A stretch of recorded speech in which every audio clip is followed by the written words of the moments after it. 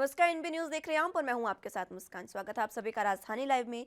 तो रुख राजधानी लाइव की खबरों की ओर कर लेते हैं। दिल्ली हाईकोर्ट ने दिल्ली सरकार के उस फैसले में हस्तक्षेप करने से साफ इनकार कर दिया है जिसमें मेट्रो में 100% क्षमता से लोगों को बैठने की अनुमति दी गई थी। कोर्ट ने कहा कि मेट्रो का इस्तेमाल करना अनिवार्य नहीं है, आप चाहें तो इस्तेमाल ना करें।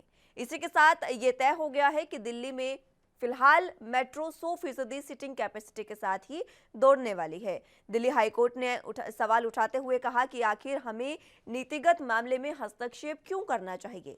कोर्ट ने कहा कि यह देखना अधिकारियों का काम है। कोर्ट ने यह भी कहा कि आप आज कह रहे हैं कि क्षमता 50% होनी चाहिए, कल कोई और आकर 20% व्यवस्था की मांग करेगा तो फिर क्या किया जाएगा।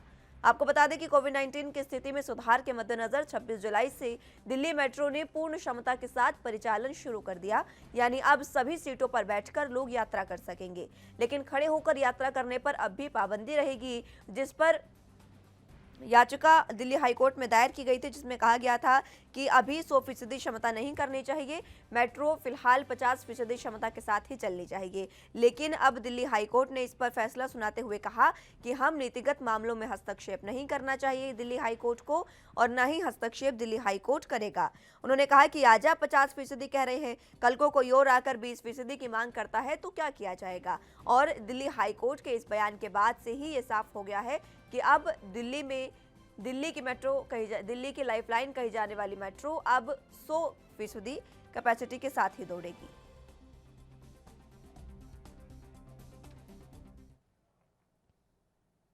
ज्यादा जानकारी के लिए संवाददाता राजीव तिवारी दिल्ली से लाइव जुड़ चुके हैं हमारे साथ। राजीव, फिलहाल जिस तरीके से दिल्ली हाईकोर्ट ने इस पूरे मामले में हस्तक्षेप करने से मना कर दिया है, क्या कुछ इसमें फिलहाल अपडेट है और विस्तार से बताएं। देखिए, बिल्कुल बताया जिस तरीके से कोरोना के मद्देनजर रखते हुए एक हाई कोर्ट के अंदर एक याचिका लगाई गई थी, जिसके अंदर कहा गया था दिल्ली ने यानी दिल्ली सरकार ने जो दिल्ली की लाइफलाइन है यानी मेट्रो सेवाएं जो हैं वो 100% सफर करने के लिए अलाउड कर दिया गया है, यानी कि जितनी सीटें हैं उतने ही व्यक्ति बैठ सकते हैं। मगर इसको लेकर जो याचिका लगाई गई थी उसके अंदर अब हाई कोर्ट ने बिल्कुल मना कर दिया है कि वो हस्तक्षेप नहीं करेंगे, क्योंकि जिस तरीके से कहा गया है कि 50% करनी चाहिए लोगों की क्षमता को, या फिर बाद में कहे जाएगा अगर 20% करनी चाहिए। मगर लगातार जिस तरीके की मांग है उसके लिए कहीं ना कहीं हस्तक्षेप करने से हाई कोर्ट ने बिल्कुल मना कर दिया गया, और उसके अंदर ये स्पष्ट कर दिया कि हर चीज के अंदर हाई कोर्ट ही हस्तक्षेप नहीं करेगा। सरकारों का काम है, सरकारों ने किस तरीके से मैनेज करना है डिपार्टमेंट देखेगा, यानी कि अधिकारी देखेंगे, चाहे वो मेट्रो के अधिकारी हो, दिल्ली सरकार के अधिकारी हो, कि कोरोना की गाइडलाइन को कितना फॉलो करना है, किस तरीके से फॉलो करना है। ये सारी क्षमता जो है वो दिल्ली सरकार और दिल्ली मेट्रो की लाइफ लाइन जो कही जाने वाली है डीएमआरसी, वो देखेंगे। जी राजीव, फिलहाल किसके द्वारा ये जो याचिका है वो दायर की गई थी, ये भी जानना चाहेंगे। और जिस तरीके से याचिका दायर की गई थी, अब दिल्ली हाईकोर्ट ने इस पर अपना फैसला सुना दिया है कि वो हस्तक्षेप नहीं करेंगे, यानी कि 100% कैपेसिटी के साथ ही अब दिल्ली में मेट्रो दौड़ने वाली है। इसको लेकर तैयारियां किस तरीके की है, ये भी बताएं। देखिए, बिल्कुल बताइए जिस तरीके से लगातार कहीं ना कहीं कोरोना के मद्देनजर रखते हुए दिल्ली सरकार के खिलाफ ये बार बार याचिकाएं लगाई जा रही थी, और ये याचिका लगभग भाजपा की तरफ से लगाई गई थी कि ये कहा गया था कि जो कोरोना की गाइडलाइन है उसका नियमों का उल्लंघन किया जा रहा है, और लगातार कोरोना की जो तीसरी लहर है उसको मद्देनजर रखते हुए इस तरीके की याचिका लगाई गई थी। मगर जिस तरीके से हाईकोर्ट ने मना कर दिया है कि वो हर चीज के अंदर हस्तक्षेप नहीं करेंगे, चाहे वो दिल्ली की सेवाएं हो, दिल्ली के जो अधिकारी हैं वो देखेंगे, या फिर कहे मेट्रो लाइफ लाइन होगी वो देखेंगे, डी चाहे वो डीटीसी बसों को लेकर हो। मगर लगातार जिस तरीके से हाईकोर्ट ने मना किया है उससे साफ जाहिर है कहीं ना कहीं अधिकारियों की जिम्मेवारी बनती है, चाहे वो दिल्ली सरकार के हो, डीटीसी के हो या डीएमआरसी के हो, तमाम जो नियमों का पालन कराना है वो अधिकारियों को कराना है। जनता किस तरीके से फॉलो करेगी वो भी देखना होगा। मगर जिस तरीके से हाईकोर्ट ने बिल्कुल स्पष्ट कर दिया है कि वो हस्तक्षेप नहीं करेंगे, क्योंकि आज अगर 50% के लिए कहा जा रहा है, कल 20% के लिए कहा जाएगा, फिर 10% के लिए कहा जाएगा। मगर इस तरीके की जो हस्तक्षेप है वो कह सकते हैं हाई कोर्ट ने बिल्कुल मना कर दिया है। मगर अब देखना होगा दिल्ली सरकार जो मेट्रो की सेवाएं हैं वो किस तरीके से सुचारू रखेगी। मगर अभी तक 100% जो फीसदी है वो कहीं ना कहीं अभी सुचारू रूप से चालू है, मगर खड़े होने की जो इजाजत है मेट्रो के अंदर वो नहीं दी गई है। मगर जितनी सीटें होंगी उतने ही व्यक्ति अभी भी मेट्रो के अंदर सफर कर सकते हैं। अगर किसी को दिक्कत है तो वो मेट्रो की सफर जो है यानी कि सुविधाएं जो है वो ना करे। जी राजीव, फिलहाल मेट्रो स्टेशन पर तैयारियां किस तरीके की है, क्योंकि देखिए कोरोना का हमने देखा हाल किस तरीके से था कोरोना काल में, और अब हालांकि दिल्ली सरकार जो है उन्होंने कई बार ये चीज़ें देखी भी है हमने कि पूरे तरीके से वैक्सीनेट किया जाता है पूरे लोगों को भी, और सैनिटाइज किया जाता है मेट्रो स्टेशन को। फिलहाल मेट्रो स्टेशन के अंदर किस तरीके की सुविधाएं लोगों के लिए है और किस तरीके से कोरोना प्रोटोकॉल का पालन किया जा रहा है?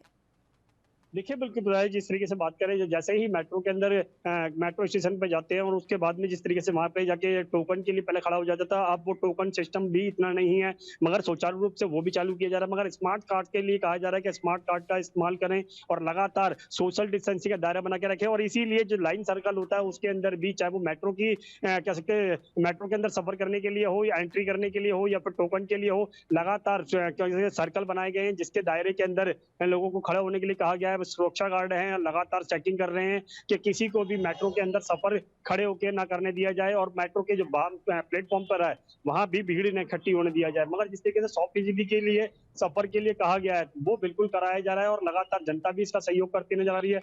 मगर कहीं ना कहीं जो तीसरी लहर का खतरा है उसके मद्देनजर रखते हुए थोड़ी सी अधिकारियों को सख्ती बरतनी होगी, ताकि हर जगह पर सख्ती होगी तो कहीं ना कहीं जनता जो है वो नियमों का पालन करेगी और अनदेखी जो है वो नहीं हो पाएगी। जी बिल्कुल, और ये होना भी नहीं चाहिए। और देखिए राजीव, जिस तरीके से शुरुआत में आपने बताया कि जो आरोप हैं दिल्ली सरकार पर वो बीजेपी द्वारा लगाए जा रहे हैं, क्या इसको आगामी चाहे वो फिर निकाय चुनाव ही क्यों ना हो, क्योंकि लेकिन चुनाव सबसे अहम होते हैं, इसलिए क्या कहा जा सकता है कि उन चुनावों के मद्देनजर इस तरह के आरोप लगाए जा रहे हैं दिल्ली सरकार पर, ताकि उनकी जो छवि बनी हुई है दिल्ली में उसको कम किया जा सके, उसको गिराया जा सके?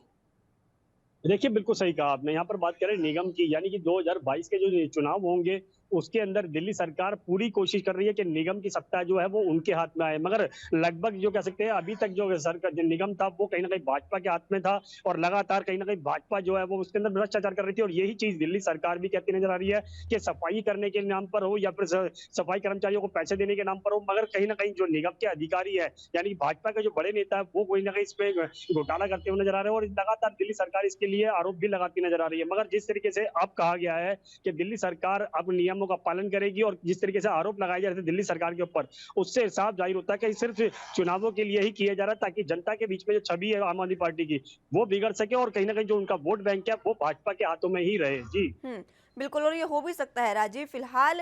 लेकिन जिस तरीके से कोरोना की बात कर रहे हैं, अब जो मेट्रो है वो 100% कैपेसिटी के साथ ही दौड़ेगी। इसको लेकर अब क्योंकि मेट्रो जो है वो दिल्ली की लाइफलाइन कही जाती है, अब जनता का क्या रुख है? क्या जनता भी इस तरीके से चाहती है कि अभी भी 50% कैपेसिटी हो, या फिर जनता सरकार के इस फैसले से खुश है? देखिए, बिल्कुल बताइए जिस तरीके से बात करें जनता की, तो कोरोना के नियमों के लिए जनता भी जिम्मेदार है, और कहीं न कहीं जो अनदेखी हो रही है वो भी जनता के द्वारा ही हो रही है, और जो अधिकारियों के द्वारा हो रही है। मगर जनता की माने तो कहीं न कहीं जनता जो है बिल्कुल अभी भी मेट्रो की जो सेवाएँ हैं वो 100% के लिए तैयार है, और लगातार जनता भी चाहती है कि 100% ही चलती रहे। मगर जो खड़े होने की सुविधाएँ नहीं दी जा रही हैं उसके अंदर, वो भी जनता चाहती है कि उनको खड़े होने की भी सुविधा दी जाए। अगर खड़े होने की सुविधा दी जाती है तो कहीं न कहीं फिर कोरोना की जो तीसरी लहर है उससे खतरा जो है वो बनेगा और बढ़ेगा।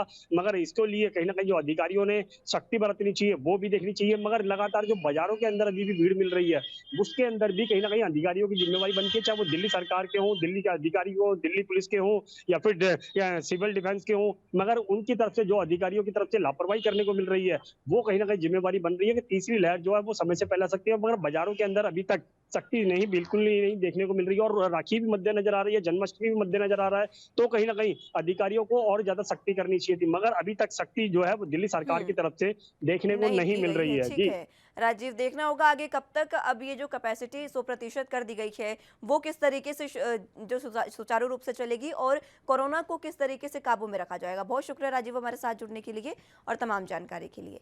फिलहाल वक्त एक छोटे से ब्रेक का है, फौरन हाजिर होंगे।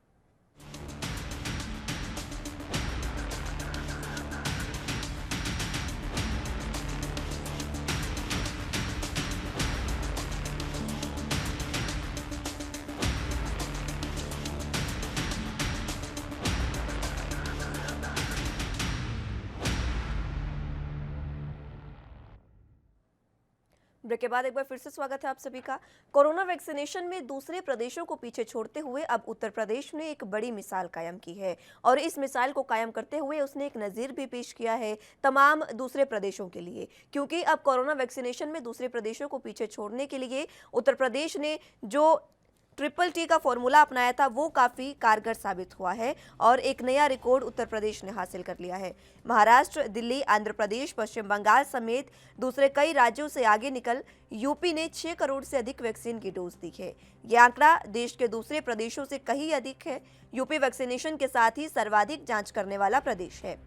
ट्रिपल टी की रणनीति और वैक्सीनेशन से यूपी में कोरोना संक्रमण की दूसरी लहर नियंत्रण में है और प्रदेश में मैसिव वृहद वैक्सीनेशन अभियान के तहत सबका साथ, सबका विकास, सबको वैक्सीन और मुफ्त वैक्सीन, ये मूल मंत्र है जिस पर वैक्सीनेशन किया जा रहा है। और यूपी में वैक्सीन की पहली खुराक 507 करोड़ से अधिक और 94 लाख से अधिक वैक्सीन की दूसरी डोज दी जा चुकी है। बता दें कि मेगा वैक्सीनेशन में एक दिन में सर्वाधिक वैक्सीनेशन कर यूपी देश के दूसरे प्रदेशों के समक्ष नजीर पेश कर चुका है। यूपी सरकार ने मेगा वैक्सीनेशन ड्राइव के तहत एक दिन में 20 लाख लोगों को वैक्सीन लगाने का लक्ष्य निर्धारित किया था, जिसके सापेक्ष में यूपी ने 22 लाख लोगों को टीका लगाया है और उनका टीकाकरण किया है, जो एक दिन में किया गया अब तक का सर्वाधिक वैक्सीनेशन था। और एक दिन में अब तक सबसे अधिक वैक्सीन की डोज लगाकर योगी सरकार ने रिकॉर्ड बना दिया है। इससे पहले बीते 24 जून को 9,03,000 लोगों को वैक्सीन की डोज दी गई थी, जो अपने आप में सर्वाधिक थी। ज्यादा जानकारी के लिए उत्तर प्रदेश से ब्यूरो चीफ प्रदीप आनंद श्रीवास्तव हमारे साथ जुड़ चुके हैं। प्रदीप जी, अब यूपी ने जो नजीर पेश किया है वो वाकई एक बड़ी मिसाल कायम कर सकता है, क्योंकि एक दिन में सर्वाधिक वैक्सीनेशन, जहां दूसरे प्रदेशों में वैक्सीन की कमी बताई जा रही है, लगातार दूसरे राज्य कमी बता रहे हैं, अब यूपी में जिस तरीके से तमाम अच्छे तरीके से वैक्सीनेशन किया गया है, ये वाकई एक सराहनीय कदम सरकार का है। देखिए, अगर हम बात करें उत्तर प्रदेश की, तो उत्तर प्रदेश देश का सर्वाधिक सबसे बड़ा राज्य है, घनी आबादी का राज्य है, सबसे ज्यादा रेवेन्यू देने वाला राज्य है और बहुत घनी आबादी होने की वजह से उत्तर प्रदेश पे जो कोरोना का संकट था वो काफी गहरा गया था। आपने देखा, पहले में तो नहीं लेकिन दूसरी लहर में उत्तर प्रदेश में बहुत ज्यादा मौतें हुई, खासकर से लखनऊ की बहुत बुरी स्थिति रही। सीएम योगी ने जब अपने आप को रिकवर किया कोविड से, फिर उसके बाद जो निरंतर क्षेत्रों में दौड़ना उन्होंने शुरू किया, जमीनी हकीकत जब उन्होंने लेना शुरू किया, तो उन्होंने एक चीज देखा कि जो वेस्टेज है अन्य राज्यों में, जो मेडिसिन, जो वैक्सीन है, उसका जो वेस्टेज है उस पे वहां के अधिकारी ध्यान नहीं देते हैं, लेकिन उत्तर प्रदेश में जानकर आश्चर्य होगा कि 0 वेस्टेज के श्रेणी में उत्तर प्रदेश खड़ा है। मतलब ये कि अगर 100 वायल उत्तर प्रदेश को मिलते हैं तो 100 में 100 जो है वैक्सीनेशन लोगों को किया गया है। एक वैक्सीन के सीसी में कम से कम 5 लोगों को वैक्सीन लगाया जाता है। अन्य राज्यों में क्या था कि 4 को लगाया, 3 को लगाया, उसके बाद वो जो वैक्सीन की सीसी है उसको, जो वायल उसको फेंक दिया जाता था। लेकिन उस वेस्टेज को बचाते हुए 3T के फार्मूले के साथ सीएम योगी ने और उनकी जो 3T की टीम थी, निरंतर मॉनिटरिंग की, जिसकी वजह से आज उत्तर प्रदेश में जो कोरोना की तीसरी लहर है वो बिल्कुल जो है 0 के बराबर है, उसकी आशंका 0 के बराबर है। उत्तर प्रदेश का एक बहुत बड़ा जो जनसंख्या है वो इस समय वैक्सीनेट हो चुका है। अगर दूसरे डोज की बात करें, दूसरे डोज में भी करीब आधी जनसंख्या जो है वो इस समय पूरी तरह से दूसरे डोज को ले चुकी है और जो सिंगल डोज वाले हैं जिनका नंबर अब 3 महीने बाद, कोविशील्ड का 3 महीने बाद आता है, तो अब वो सितंबर में आएगा। तो ऐसे करके अब पूरा उत्तर प्रदेश करीब वैक्सीनेट हो चुका है। बहुत कम ऐसे लोग बचे हैं जो पहले डोज के लिए दौड़ रहे हैं या फिर उनको नहीं लग पाया अभी, तो वो भी लगने की जो प्रक्रिया वो पूरी हो गई है। लेकिन इन सब चीजों में एक चीज जो है वो देखने वाली बहुत बड़ी बात है कि जो मॉनिटरिंग रही, जो अफसरों की जो सटीक मॉनिटरिंग रही, उसके वजह से यह संभव हो पाया कि उत्तर प्रदेश आज नंबर 1 की स्थिति में बना हुआ है। बिल्कुल बिल्कुल प्रदीप जी, बहुत बहुत शुक्रिया हमारे साथ जुड़ने के लिए और तमाम जानकारी के लिए। फिलहाल वक्त एक छोटे से ब्रेक का है, फौरन हाजिर होंगे।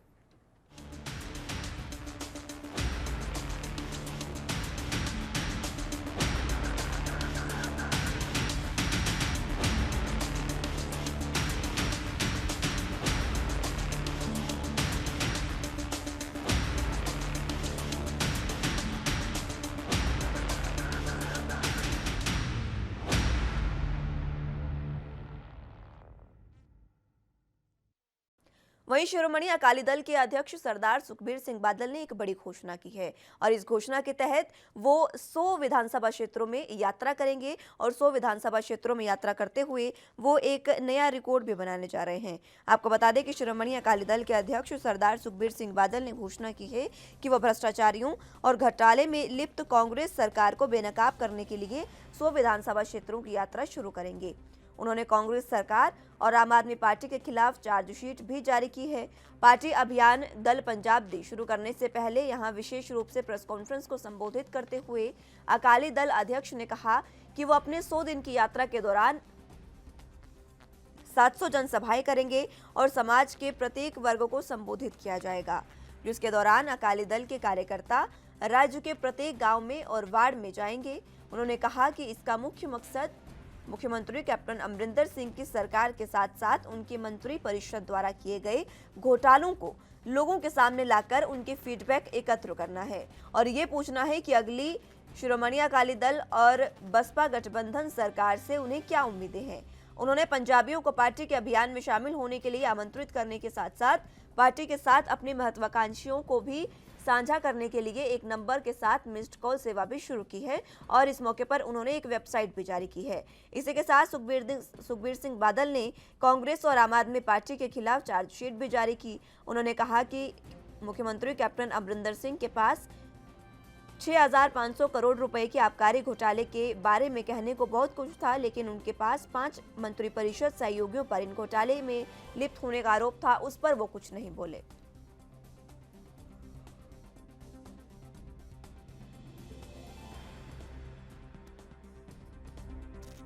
सिंह बादल की यात्रा शुरू होने जा रही है। 100 विधानसभा क्षेत्रों में वो यात्रा करेंगे। 100 दिन तक लगातार ये यात्रा होगी, जिसमें उन्होंने एक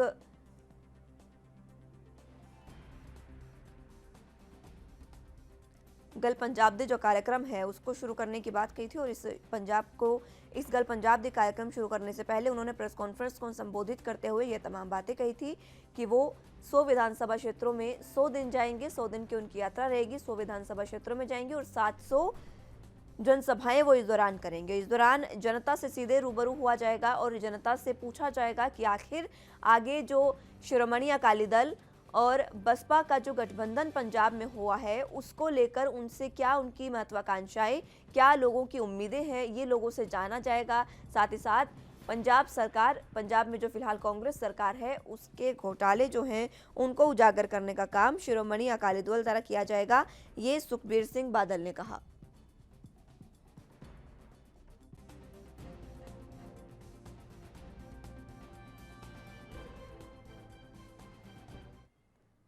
ज्यादा जानकारी के लिए चंडीगढ़ से संवाददाता अमित कुमार हमारे साथ जुड़ चुके हैं। अमित, अब शिरोमणि अकाली दल के अध्यक्ष सरदार सुखबीर सिंह बादल ने ये घोषणा की है, आज से उनकी यात्रा शुरू होने जा रही है। कहा जा रहा है कि जीरा से उनकी यात्रा शुरू होगी। फिलहाल क्या कुछ इसमें अपडेट है? देखिए, सुखबीर बादल ने जीरा पिंड से स्टार्ट किया है और 100 दिन 100 जगह। अब ये बात है कि अब ध्यान देखना होगा कि 117 में 100 जगह कौन सी चुनी जाएंगी। अब इसमें 17 जगह पहले तो वो छोड़ी गई है जो उन्होंने अपनी जो बहुजन समाज पार्टी जो उनके अलायंस के उनके लिए छोड़ी गई है। अब बात ये आती है कि 100 पिंड 100 जगह पर इन्होंने जिस चीज से शुरू की है वो है घोटाले। इन्होंने सीधे सीधे तौर पे आके एक बकायदा मैनिफेस्टो जारी किया है जिसमें उन्होंने कहा कि ये ऑपोजिशन ने, चाहे वो आम आदमी पार्टी हो चाहे वो कांग्रेस हो, इन सब की तरफ से कई वादे किए गए थे, कई प्रॉमिसेस किए गए थे जो पूरे नहीं किए गए। उन्होंने सीधे तौर पे भगवत मान ने जो सौ खाई थी, जो शराब नहीं पियेंगे, उसका जिक्र किया। वहीं दूसरी तरफ जो अगर हम कहें गुटका साहब की 100 कहीं ना कहीं बार बार जो अकाली दल की तरफ से कहा जाता है कि Congress CM Punjab CM captain Amarinder Singh खाई, उसका जिक्र किया। तो कहीं ना कहीं वो एक बकायदा चिट लेके चले, एक बुक लेके चले जिसमें जितने भी पंजाब में घोटाले सामने आए हैं या जिन घोटालों की जांच चल रही है उन सबके उनमें मंत्रियों के नाम रखे गए हैं, उन्होंने कौन सा घोटाले किए, किन किन चीजों के ऊपर चर्चा और किन किन चीजों पर ऐसा लग रहा है कि यहाँ पे दिक्कत परेशानी लोगों का ही, कौन से वादे लोगों से किए गए पर वो पूरे नहीं किए गए। उसके बाद उन्होंने एक बकायदा एक हेल्पलाइन नंबर जारी किया है। हेल्पलाइन नंबर नहीं है, अगर कहेंगे बेसिक एक नंबर है जिस पे जाके लोग अपनी शिकायतें दर्ज कर सकते हैं। अगर हम इसे एक पॉलिटिकल एंगल से देखें या फिर इलेक्शन के एंगल से देखें तो ये काफी ज्यादा अहम एंगल है और इसमें काफी कुछ कंसिडर किया जा सकता है। इसमें ये चीज देखनी होगी कि क्या माहौल होगा, लोगों का रिस्पॉन्स कैसे होगा, क्योंकि कई वादे पहले ही पॉलिटिकल पार्टी कर चुके हैं पर अब अकाली दल ने जो एक कदम उठाया कि लोगों के बीच में जाएगी, लोगों से बात करेगी, लोगों की परेशानी सुनेगी और लोगों के ही जो किए गए वादे हैं उन्हें कंसिडर करेगी। अब ये देखना होगा कि क्या इस पूरी रैली का कोई असर मिलता है? कहीं न कहीं अकाली दल से भी काफ़ी ज़्यादा लोग नाराज़ पहले भी नज़र आए हैं, पर अब देखना होगा कि क्या उनकी बात सुनी जाती है या नहीं।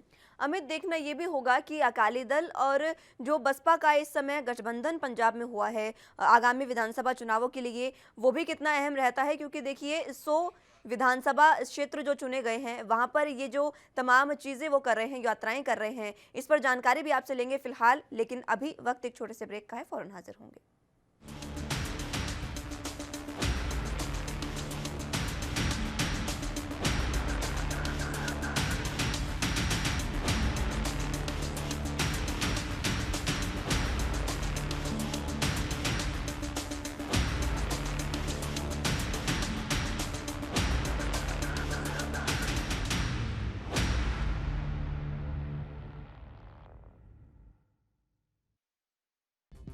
तो अब खबर पंजाब से है, जहां पर चंडीगढ़ में और पूरे पंजाब में आम आदमी पार्टी ने चुनावी मौसम में जनता का ध्यान अपनी ओर आकर्षित करने के लिए एक नया राजनीतिक पासा फेंका है, जिसमें पंजाब की राजनीति में नई चर्चा छेड़ दी है। आम आदमी पार्टी ने विधानसभा से एक से ज्यादा पेंशन ले रहे पूर्व विधायकों की पेंशन बंद करने की मांग की है। इसे पंजाब के खजाने पर एक बड़ा बोझ बताया गया है और इस पर एक डिटेल स्टोरी फाइल की जाएगी, जिसमें ये बताया जाएगा कि कितना पैसा हर महीने पेंशन के रूप में खजाने से जाता है और आम आदमी पार्टी के अलावा अन्य पार्टियों का इस पर क्या रुख होगा। क्योंकि मुद्दा सरकारी खजाने से जुड़ा है, लिहाजा आने वाले समय में क्या आम आदमी पार्टी इसको चुनावी मुद्दे के रूप में भुनाने की कोशिश करेगी, ये भी देखना अहम होगा। लेकिन फिलहाल आम आदमी पार्टी ने ये बड़ा ऐलान कर दिया है, जिसमें उन्होंने कहा है कि एक से ज़्यादा जो विधायक पेंशन ले रहे हैं, एक से ज़्यादा, उसको बंद करने की मांग आम आदमी पार्टी ने की है। और ये मुद्दा अब पंजाब की राजनीति में चर्चा का विषय बन गया है, क्योंकि कई ऐसे विधायक हैं जो एक से ज़्यादा पेंशन ले रहे हैं। अब उन पर सीधे सीधे गाज गिर सकती है, क्योंकि अगर इस तरीके का कोई भी फैसला होता है, जिस तरीके से आम आदमी पार्टी ने मांग की है कि पूर्व विधायकों की पेंशन बंद की जाए, तो उन पर गाज गिरना तय है। बता दें कि आम आदमी पार्टी ने चुनावी विधानसभा आगे हैं, जो चुनाव हैं उसको लेकर चुनावी ताल ठोकी है और इसी चुनावों के मद्देनजर आम आदमी पार्टी लगातार जो प्रयास कर रही है और हर बार उन्होंने कई जनता को लुभाने का प्रयास किया है। और इसी बीच अब ये नया मुद्दा आम आदमी पार्टी द्वारा छेड़ा गया है, जिसमें उन्होंने कहा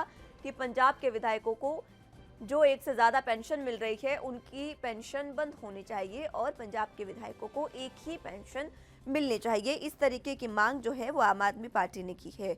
अब इसको लेकर आम आदमी पार्टी एक डिटेल स्टोरी भी फाइल करने जा रही है और इसी के साथ ये भी देखना अहम होगा कि बाकी की जो पार्टियां हैं, बाकी के जो विपक्षी दल हैं, उनका क्या रुख इस मुद्दे को लेकर होता है, ये भी देखना अहम होगा। फिलहाल जिस तरीके से आम आदमी पार्टी ने यह मुद्दा छेड़ा है, इसको लेकर चुनावी मुद्दे के रूप में आम आदमी पार्टी इसको आगे उठाने की कोशिश कर सकती है और ये भी देखना अहम होगा कि किस तरीके से इस मुद्दे को उठाया जाता है और आम आदमी पार्टी जो है किस तरीके से इस मुद्दे को उठाकर चुनावी जनसभाएं करते हुए जनता को लुभाने का प्रयास कर सकती है। क्योंकि मुद्दा काफ़ी अहम है। पंजाब के कई ऐसे विधायक हैं, कई ऐसे मंत्री नेता हैं जो एक से ज़्यादा पेंशन ले रहे हैं। अब अगर इस तरीके का कोई फैसला लिया जाता है या फिर यूँ कहें कि आम आदमी पार्टी ने जो मुद्दा उठाया है उसके तहत उन सभी विधायकों की, मंत्रियों की, जो पूर्व विधायक हैं, उनकी पेंशन बंद हो सकती है। उन्हें सिर्फ और सिर्फ एक ही पेंशन मिलेगी और इसी को लेकर कहीं ना कहीं गाज पूर्व विधायकों पर गिर सकती है। फिलहाल आम आदमी पार्टी ने ये बड़ा मुद्दा उठाया है और काफ़ी इसको बड़ा मुद्दा कह सकते हैं और इसी वजह से ये पूरा मुद्दा जनता का ध्यान आकर्षित कर रहा है।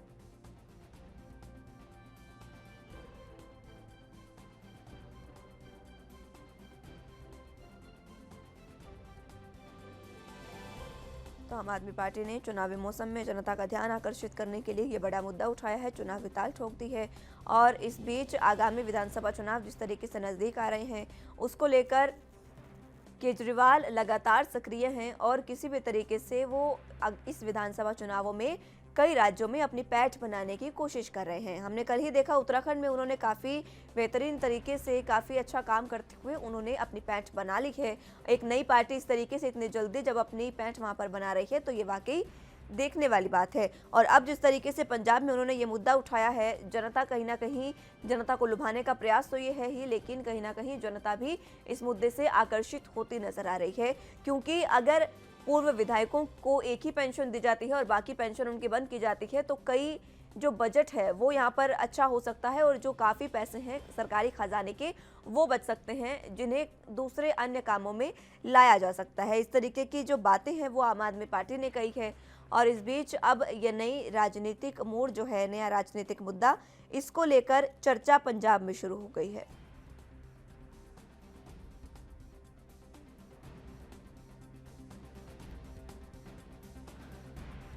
फिलहाल अब आने वाले समय में क्या आम आदमी पार्टी इसको चुनावी मुद्दे के रूप में भी लेती है, ये भी देखने वाली बात होगी। लेकिन फिलहाल आम आदमी पार्टी ने ये चुनावी ताल ठोक दी है और कयास यही लगाए जा रहे हैं कि ये मुद्दा चुनावी हो सकता है, क्योंकि चुनावी मुद्दे के मद्देनजर ही आम आदमी पार्टी ने ये मुद्दा उठाया है।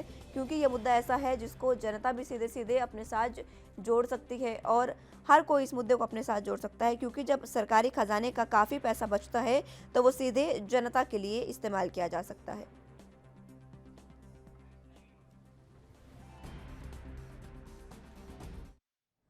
चलिए तो अब बात मध्य प्रदेश की कर लेते हैं, जहां के देवास में आशीर्वाद यात्रा के दौरान केंद्रीय मंत्री ज्योतिरादित्य सिंधिया ने अब कांग्रेस पर बड़े आरोप लगाए हैं। कांग्रेस पर बड़े आरोप लगाते हुए उन्होंने कई ऐसी बातें कही है जो सुनने और समझने वाली है। ज्योतिरादित्य सिंधिया ने कांग्रेस पर जमकर निशाना साधा। उन्होंने यात्रा पर सवाल उठाने पर कहा है कि मेरा जब भी नाम आता है कांग्रेस को तो बड़ी खुजली आती है।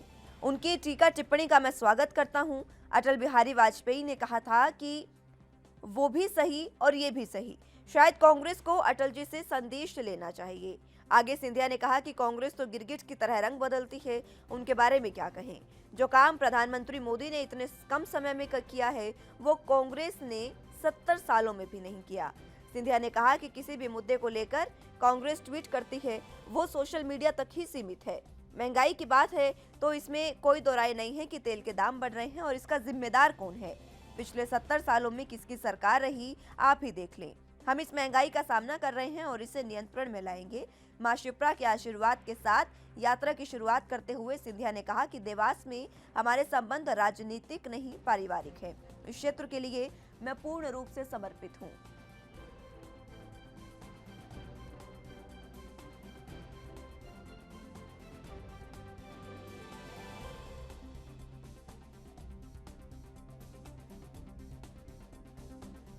तो मध्य प्रदेश के देवास में ज्योतिरादित्य सिंधिया आशीर्वाद यात्रा निकाल रहे थे और इसी आशीर्वाद यात्रा को लेकर कांग्रेस की टीका टिप्पणी शुरू हो गई। जैसे ही कांग्रेस को पता चला कि ज्योतिरादित्य सिंधिया मध्य प्रदेश आ रहे हैं, मध्य प्रदेश के देवास में आशीर्वाद यात्रा कर रहे हैं, वैसे ही कांग्रेस ने टीका टिप्पणी शुरू कर दी और इसी टीका टिप्पणी पर अब ज्योतिरादित्य सिंधिया ने अपना बयान दिया है। ज्यादा जानकारी के लिए इंदौर से संवाददाता गणेश तिवारी हमारे साथ जुड़ चुके हैं। गणेश, अब ज्योतिरादित्य सिंधिया ने ये जो बातें कही है वो काफी अहम भी हो सकती है, क्योंकि देखिए पहले वो कांग्रेस में ही थे और कांग्रेस को छोड़ने के बाद इतनी ज्यादा घृणा कांग्रेस के प्रति उनमें आ गई है कि वो इस तरीके की बातें करते नजर आ रहे हैं।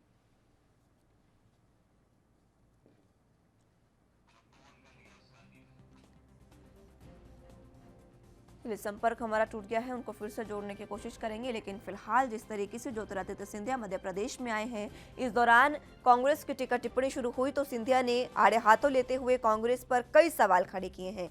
सिंधिया का साफ तौर पर कहना है कि मेरा जब भी नाम आता है कांग्रेस को खुजली आ जाती है। उनकी टीका टिप्पणी का मैं स्वागत करता हूं। इसी के साथ एक बड़ी हिदायत देते हुए सिंधिया ने कांग्रेस को कहा कि आपको अटल बिहारी वाजपेयी जी से कुछ सीखना चाहिए, उनसे संदेश लेना चाहिए। इतना ही नहीं, सिंधिया ने कहा है कि कांग्रेस तो गिरगिट की तरह रंग बदलती है। कांग्रेस का कोई भी एक रंग नहीं है, कोई भी एक पक्ष नहीं है, कांग्रेस गिरगिट की तरह रंग बदलती है। और तो और सिंधिया ने यहाँ तक ये भी कह दिया कि कांग्रेस जो है वो मात्र सोशल मीडिया तक सीमित है। चलिए, गणेश तिवारी हमारे साथ इंदौर से एक बार फिर से जुड़ चुके हैं। गणेश, फिलहाल ज्योतिरादित्य सिंधिया ने ये जो तमाम बातें कही है ये काफी महत्वपूर्ण हो जाती है, क्योंकि देखिए हाल ही में उन्होंने छोड़ी थी कांग्रेस पार्टी और पार्टी छोड़ने के बाद इस तरीके से एक इंसान के मन में इतनी घृणा आ जाना, कहीं ये चुनावी मुद्दा भी हो सकता है।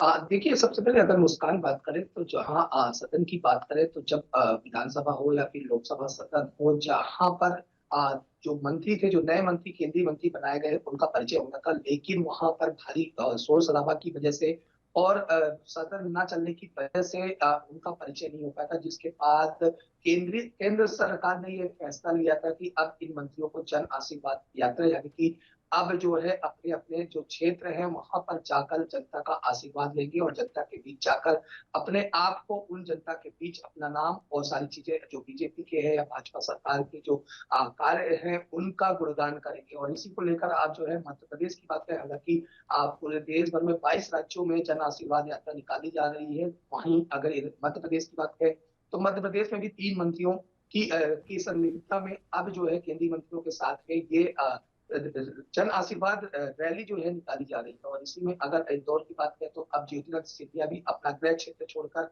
मालवांचल जो क्षेत्र है वहां पर जन आशीर्वाद यात्रा निकाल रहे हैं, जहां कल से बात करें तो मंत्री जो है, केंद्रीय मंत्री हैं, जन आशीर्वाद यात्रा उनकी जो है ज्योतिरादित्य सिंधिया की इंदौर से प्रारंभ हो चुकी है, जहां वो कल इंदौर आए, जहां पर भारी भीड़ देखने को भी हालांकि मिला। उनके जो कार्यकर्ता थे, जो उनके चाहने वाले थे, उनके सपोर्टर्स थे, काफी ज्यादा हुजूम भी देखने को मिला। जहां पर कोरोना गाइडलाइन की बात करें तो उनकी भी कुछ से हालांकि धज्जियां उड़ती हुई दिखी, क्योंकि अन्य अगर राजनीतिक कार्यों की बात करें या फिर धार्मिक यात्राओं की बात करें तो पूर्ण रूप से प्रतिबंधन है। ऐसे में अब निश्चित तौर पर कांग्रेस का लाजमी है, क्योंकि अगर ज्योतिरादित्य सिंधिया की बात करें तो ज्योतिरादित्य सिंधिया पहले कांग्रेस के कद्दावर नेता थे, कांग्रेस के काफी ज्यादा उनका वर्चस्व था। उसके बाद वो भाजपा में 22 विधायकों के साथ सम्मिलित हुए हैं और जिसकी वजह से कांग्रेस की सरकार बीच में ही सिमट गई थी और भाजपा की सरकार बनी। तो अब कांग्रेस लगातार जो है प्रहार है, हमलावर है। लगातार कांग्रेस का साफ तौर पर कहना है कि जो अपना गृह क्षेत्र छोड़ के जहां पर बाढ़ पीड़ित लोग, जहां पर बाढ़ से कई लोग मरे हैं, अपने घरों से विस्थापित हो गए, उस क्षेत्र को छोड़कर ज्योतिरादित्य सिंधिया ने हालांकि इंदौर का संभाली है। वहीं इंदौर में बात करें तो ज्योतिरादित्य सिंधिया ने भी हालांकि अब कांग्रेस पर जमकर हमला बोला है, निशाना साधा है और कांग्रेस को ऐसा करार दिया है, भ्रष्टाचार पार्टी करार दिया है। क्योंकि अगर बात करें इसके पहले तो कांग्रेस के ही ज्योतिरादित्य सिंधिया थे, तो अब निश्चित तौर पर अब ये इसको समझ सकते हैं कि 2023 में विधानसभा चुनाव है मध्य प्रदेश में और अभी नगर निगम निकाय के चुनाव है। तो ऐसे में अब सिंधिया की तरफ से पुरजोर जो है तैयारी की जा रही है विधानसभा चुनाव की। अगर बात और करें इसी तो के साथ एपीआई गणेश, देखिए प्रयास जिस तरीके लगाए से जा रहे आपने हैं कि बताया विधानसभा कि चुनाव आशीर्वाद यात्रा जो निकाली सिंधिया ने, उसमें उनके काफी ज्यादा समर्थक जो थे, उनके जो पक्ष में थे, वो बहुत ज्यादा भीड़ वहां पर एकत्रित हुई। कहीं ना कहीं कांग्रेस इसी बात से डर रही है कि पहले तो वो एक बार सरकार गिरा चुके हैं, कांग्रेस की कमलनाथ को गिरा चुके हैं वहां पर, क्या अब एक बार फिर से वो यहाँ पर जनसभाएं करके एक बार फिर से पासा जो है वो बीजेपी के पास डाल सकते हैं? इसी से शायद कांग्रेस की बौखलाहट है और वो बौखलाहट में इस तरीके के बयानबाजी कर रही है। देखिए, बौखलाहट भी लाज़मी है। अगर बात करें मुस्कान तो बड़ी मुश्किल से कई वर्षों के बाद जो है कांग्रेस की सरकार बनी थी और बीच में ही कांग्रेस की सरकार सरकार जो है समाप्त हो गई और भाजपा की सरकार बन गई थी और उसमें जो मददगार साबित हुए थे वो थे ज्योतिरादित्य सिंधिया। तो निश्चित तौर पर कांग्रेस की बौखलाहट सही है, कांग्रेस की बौखलाहट आनी है, क्योंकि अब 2023 में चुनाव है और एक बार फिर कांग्रेस जो है ये सोच रही है कि मध्य प्रदेश में उनकी सरकार बनेगी। लेकिन भाजपा के जो कार्यकर्ता है, मंत्री हैं, नेता हैं और चाहे वो ज्योतिरादित्य सिंधिया हो, उनकी जो एक्टिविटी देखने को मिल रही है, लगातार जो जनसंपर्क देखने को मिल रहा है, उससे कहीं ना कहीं कांग्रेस में एक तरह से आपसी कलह भी देखने को मिल रहा है। कांग्रेस में यह कर रहा है कि अब उनकी सरकार वो सपने देख रहे थे सरकार बनने का, वो सपना पूरा नहीं हो पाया। तो निश्चित तौर पर बौखलाहट भी है, लेकिन सवाल उठाना भी कांग्रेस की तरफ से लाजमी है, क्योंकि जिस कदर महंगाई और अन्य चीजों के प्रति जो चीजें बढ़ रही है, महंगाई हो या फिर लोगों के भुखमरी मर रही है, रोजगार लोगों को नहीं मिल पा रहा है, तो उन पर भी कांग्रेस का कहना है कि सवाल उठाना लाजमी है। बिल्कुल, आ रहे हैं और सवाल उठाते रहेंगे। सवाल उठाना लाजमी है गणेश। लेकिन देखिए, जैसे ही कांग्रेस महंगाई पर सवाल उठाती है, तो अब खुद ज्योतिरादित्य सिंधिया ने भी यही बात कही है और पहले ही बीजेपी के कई नेता मंत्री ये बात कहते रहे हैं कि अगर महंगाई बढ़ी है तो वो सिर्फ और सिर्फ कांग्रेस की वजह से, क्योंकि पिछले 70 सालों में कांग्रेस की सरकार थी, लेकिन महंगाई तो अब बढ़ती नजर आ रही है। तो आखिर ये क्या तालमेल बिठाया जा रहा है, किस तरीके से कड़ी को जोड़ा जा रहा है, ये भी जरा विस्तार से समझाएं। देखिए, सबसे पहले अगर मुस्कान तो बड़ी मुश्किल से कई वर्षों के बाद जो है कांग्रेस की सरकार बनी थी और बीच में ही कांग्रेस की सरकार देखिए मुस्कान, सबसे पहले अगर बात करें तो महँगाई को लेकर, चाहे वो जिसकी भी सरकार हो, अगर किसी भी सरकार से प्रश्न पूछा जाता है तो वह इस मुद्दे से भागती हुई नज़र आती है, क्योंकि हम्म। महँगाई एक ऐसा मुद्दा होता है जो आम जनता से जुड़ा होता है और जिसका जवाब दे पाना किसी भी राजनीतिक राजनेता के लिए मुश्किल हो जाता है। यह कहना उचित होगा कि जो पिछले अभी वर्षों से जो नरेंद्र मोदी जी का सपना था, नरेंद्र मोदी जी के बड़े-बड़े बैनर भी लगे थे, तो महँगाई पर अब की बार मोदी सरकार, यानी कि महँगाई पहले भी बीजेपी ने ये प्रहार किया था कि कांग्रेस के शासनकाल में काफ़ी ज़्यादा महँगाई थी। लेकिन वो महँगाई कहीं उससे ज़्यादा भी आगे बढ़ चुकी है, तो अब निश्चित तौर पर महँगाई जिस कदर, अब जो आम जनता हो या फिर विपक्षी दल हो, वो भाजपा सरकार से प्रश्न पूछ रही है, तो अब भाजपा सरकार जो है कांग्रेस पर पूरी तरह से कांग्रेस पर टाल रही है। कांग्रेस के ऊपर महँगाई को लेकर प्रश्न चिन्ह खड़ा कर रही है, कांग्रेस के ऊपर ही सारी चीज़ें जो है थोप रही है। लेकिन अगर वहीं कांग्रेस की बात करें तो इसके पूर्व में भी जब कांग्रेस से ये सवाल पूछे जाते थे तो कांग्रेस जो है भाजपा सरकार पर रही थी। यानी कि महँगाई को लेकर अगर मुस्कान बात करें, आम जनता जिससे सबसे ज़्यादा त्रस्त है महँगाई को लेकर, उसको अगर सवाल करो या उस पर बात करो तो कोई भी सरकार हो, किसी की भी सरकार हो, एक-दूसरे पर थोपती हुई नज़र आती है और अपने आप को बिल्कुल, इस क्योंकि महँगाई से अपनी कमियां उनको कबूल कर पाना नागवारा साबित होता है, ये हम कह सकते हैं। अपनी कमियां कोई भी सरकार कबूल नहीं करती है। बहुत शुक्रिया गणेश हमारे साथ जुड़ने के लिए और तमाम जानकारी के लिए। तो फिलहाल बुलेटिन में यहाँ वक्त एक छोटी सी ब्रेक का है, फौरन हाजिर होंगे।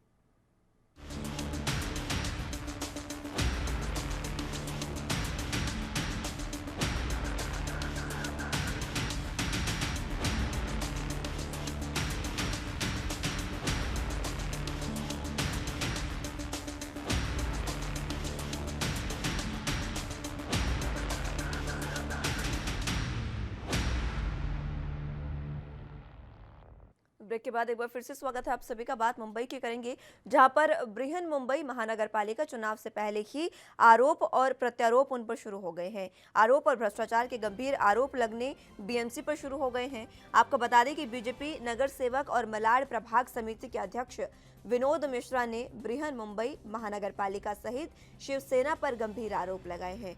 ब्रिटिश के जमाने का करोड़ों टन लोखंड अपने नजदीकी और सहयोगियों को महज कुछ रुपए में बेचा गया और इसके पीछे करोड़ों रुपए का भ्रष्टाचार हुआ है। इस पूरे मामले की जांच होनी चाहिए कि आखिर किस आधार पर यह भंगार बृहन मुंबई महानगर पालिका ने विगर टेंडर अपने करीबियों को बेचा।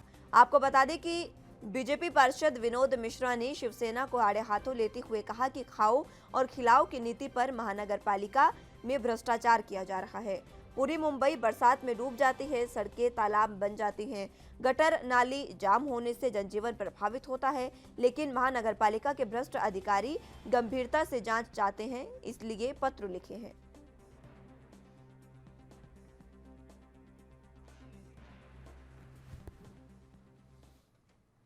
जरा जानकारी के लिए मुंबई से संवाददाता मुरारी सिंह हमारे साथ लाइव जुड़ चुके हैं। मुरारी, अब जिस तरीके से नगर पालिका पर आरोप लगाए गए हैं, सीधे सीधे ये आरोप भी बताएं कि किस तरीके से लगाए गए हैं, कितने गंभीर आरोप, और कहीं ना कहीं ये जो आरोप अब बीजेपी द्वारा लगाए गए हैं। दूसरा सवाल साथ साथ ये कि ये चुनावी आरोप भी हो सकते हैं, क्योंकि आगामी विधानसभा माफ कीजिएगा निकाय चुनाव होने हैं महाराष्ट्र में, उसको लेकर भी ये आरोप लगाए जा सकते हैं। मुस्कान, देखिए जैसे चुनाव नजदीक आते हैं, बयानबाजी और भ्रष्टाचार के आरोप लगने शुरू हो जाते हैं। बृहन मुंबई महानगर पालिका का कुछ ही महीने बाद चुनाव होना है, जिसे लेकर के बीजेपी लगातार आक्रामक है, क्योंकि शिवसेना जो है वो महानगर पालिका में काबिज है। अगर विनोद मिश्रा जो बीजेपी के सांसद है, बयान पर नजर डाले तो उनका कहना है कि लोखंड के बेचे गए हैं, वो बेगर टेंडर के बेचे गए हैं। कई करोड़ रुपए का जो है यहाँ पर गबन किया गया है। अगर भंगार बेचना गया था तो जैसे प्रोसीजर थे, उनके जो नियम थे, टेंडर निकालने चाहिए थे और उसके बाद जो मार्केट की जो कीमत है उस आधार पर उसे बेचना चाहिए। लेकिन उन्होंने साफ तौर पर आरोप लगाया है कि महानगर पालिका के भ्रष्ट जो कर्मचारी और राजनेताओं से उनके सहयोगियों पे चीज बेचा गया है। हालांकि बृहन मुंबई महानगर पालिका के जो पार्षद है, या फिर कह सकते हैं कि शिवसेना की जो मेयर है किशोरी पेडनेकर, उनकी तरफ से अभी तक कोई बयान नहीं आया है। लेकिन बीजेपी इस भंगार को लेकर के महानगर पालिका पर हमलावर है। मुस्कान। मुरारी, अगर इस तरीके के आरोप साबित होते हैं तो किस तरीके की कार्रवाई बीएमसी पर हो सकती है और आरोप सिद्ध साबित कैसे होंगे, ये सबसे अहम है जानना, क्योंकि देखिए खुद शिवसेना वहां पर काबिज है और शिवसेना की ही सरकार फिलहाल वहां पर है महाराष्ट्र में। तो किस तरीके से क्या ये आरोप साबित भी हो सकते हैं और अगर साबित होते हैं तो क्या इन आरोपों पर कार्रवाई हो सकती है बीएमसी पर?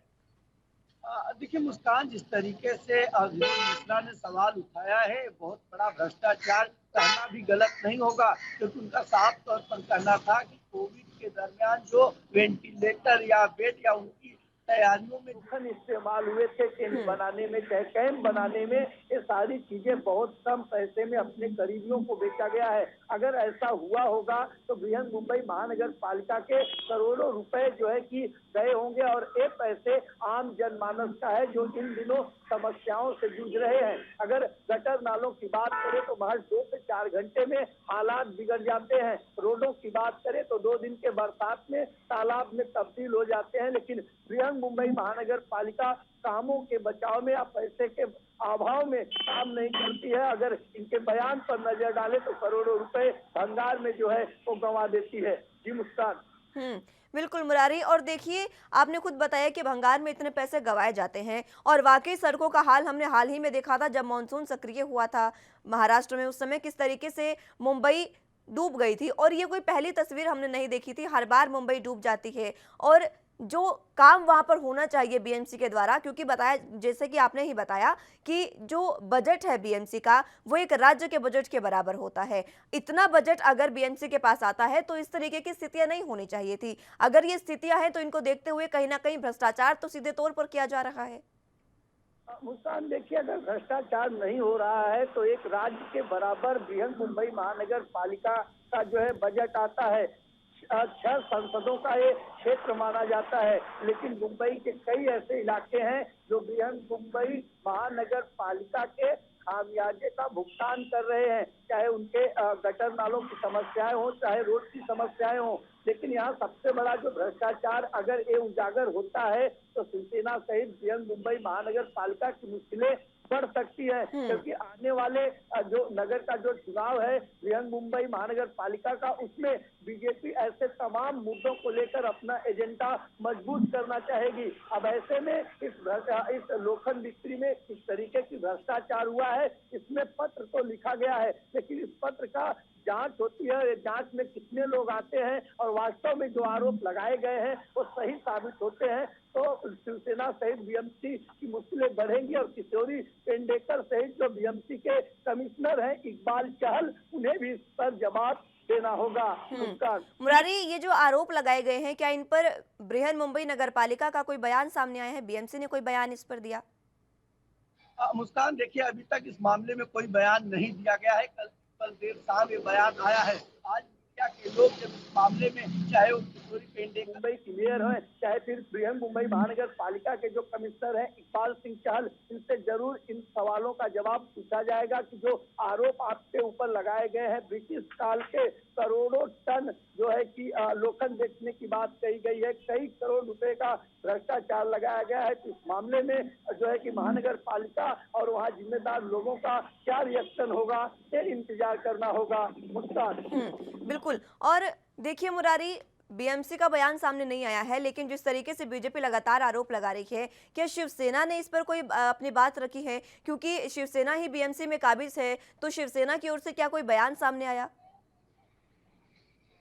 नहीं आया है, लेकिन आज ऐसा माना जा रहा है कि शिवसेना के जो पार्षद हैं वो इसका जवाब देंगे, लेकिन जवाब क्या देंगे ये भी इंतजार करना होगा, क्योंकि यहाँ पर आरोप जो लगे हैं वो साफ तौर पर भ्रष्टाचार के आरोप लगे हैं। विनोद मिश्रा के उस बयान पर नजर डालें तो उन्होंने कहा है कि महज 32 रुपए किलो बेचा गया है। मतलब विनोद मिश्रा को पता है कि ये करोड़ों रुपए का जो हेरा फेरी हुआ है ये किन लोगों के साथ में हुआ है, कितने में हुआ है, तो ये जांच का विषय है, जांच चलेगा। लेकिन राजनेताओं के बयानबाजी की बात करें तो पलटवार में कोई कमी देखने को नहीं मिलेगी। मुस्कान।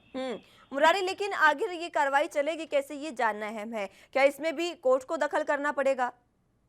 देखिए, इस मामले में जिस तरीके से आरोप लगाए गए हैं, पत्र लिखा गया है, अगर इस मामले में बृहन मुंबई महानगर पालिका के जिम्मेदार नेता अधिकारी सहित महाराष्ट्र सरकार अगर गंभीरता लेती है, जांच होती है तो ठीक है, नहीं तो साफ तौर पर इस पूरे मसले को विनोद मिश्रा कोर्ट के दरवाजे तक ले जाएंगे और इसे कोर्ट में जो है एक याचिका दाखिल करेंगे। बहरहाल उन्होंने अभी पत्र दिया है, उस पत्र पर महानगर पालिका सहित जिम्मेदार लोगों की क्या प्रतिक्रिया होती है, क्या कार्रवाई होती है, ये इंतजार करना होगा। मुस्कान। ठीक है मुरारी, बहुत शुक्रिया हमारे साथ जुड़ने के लिए और तमाम जानकारी के लिए। तो फिलहाल के लिए राजधानी लाइव में मेरे साथ बस इतना ही। आप जुड़े रहिए एनबी न्यूज़ के साथ। नमस्कार।